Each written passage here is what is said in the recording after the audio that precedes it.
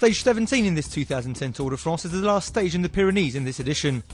Last but not least, for the 172 remaining riders, with a 174-kilometre long race between Pau and the Col du Tourmalet, with a 4th category climb, 2 first category climbs and an unclassified pass up the Tourmalet on a different side of the mountain in contrast to the one used in stage 16. This time around, Andy Schleck has no other choice but to attack Alberto Contador in order to gain some precious time before Saturday's time trial. Today, the Tour could be decided. And the first attacker of the day is Christian Corren from Liquigas. But after 5 kilometres, 6 men join with the Slovenian rider. Team Sky's Borisson Hagen and Fletcher, Katusha's Kolobnev, BMC's Berghardt, Poriol from Cofidis and Perez Moreno from Euskadel Eskadi.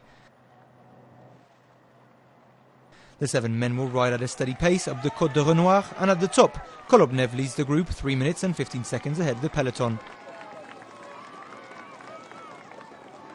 Behind, Lampre's Simon Spilak is forced to retire and the Tour is down to 171 riders.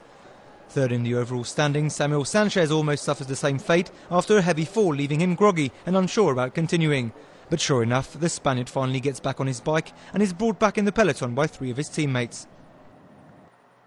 In the meantime, Conor Valavas manages to get out of the peloton. The Lithuanian is quickly caught up and overtaken by his leader Carlos Sastre in the Marie Blanc climb. Up ahead, Fletcher takes the lead at the summit as the gap reaches 8 minutes, while Sastre is only 1 minute and 30 seconds adrift of the breakaway. 70 kilometres from the finish line, the front men reach the Col du Soulard and still hold an 8-minute lead on the pack. Carlos Sastre has lost precious time in the valley and now trails 5 minutes adrift of the breakaway. In the climb, the peloton increases the pace slightly with the Astanas leading the way. The visibility is reduced and after 57 kilometres, the riders have to avoid an ambush in the shape of a group of sheep, and the Astanas are forced to slow down. At the top of the Soulard, the peloton has reduced the gap with the breakaway to 4 minutes and 30 seconds. Sastre is 3 minutes adrift. With the final climb looming, French President Nicolas Sarkozy can enjoy live in the front seat the final Mano a Mano in the Tourmalet. 25 kilometres from the finish line, Sastre is caught, while the Rabobanks are in the lead at the front of the peloton. But the Saxo Banks quickly take command and the peloton begins to scatter. With only 10 kilometres left to go in this stage, Kolobnev is in the lead on his own, while behind, the Saxo Banks let their leader Andy Schleck rush off, quickly followed by Contador. The race is on. The 2 favourites fly on to join with Kolobnev in less than a kilometre, and the atmosphere on the road up to the Tourmalet is simply electric.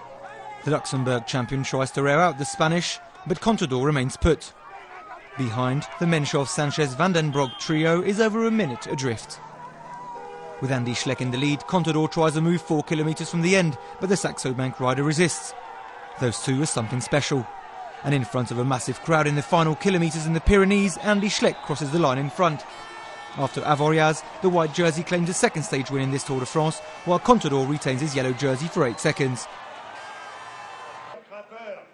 No changes in the top 5 in the overall standings, while Anthony Charteau is sure to retain his polka dot jersey on Sunday in Paris.